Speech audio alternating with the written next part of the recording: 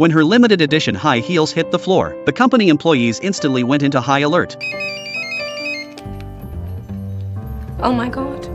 No, no, no! She hurriedly changed into high heels from flats and quickly touched up her makeup after washing her face. Those who were having breakfast immediately threw their food into the trash. Even the messy magazines had to be neatly arranged on the table. The woman with white hair is Miranda, the editor-in-chief of the top American fashion magazine. She is someone who has an extreme pursuit of fashion. Working under her, you start hell mode the moment you open your eyes in the morning. Miranda does not allow any mistakes, especially Emily, who is her first assistant. But Emily never complains, because her ultimate dream is to attend the Paris Fashion Week with Miranda.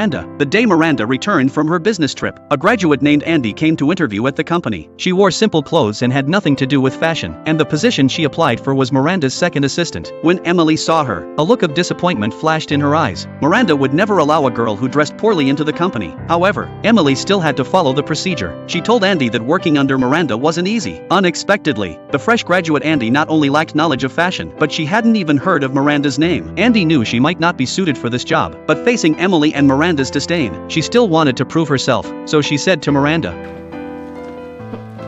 Yeah, okay. You're right. I don't fit in here.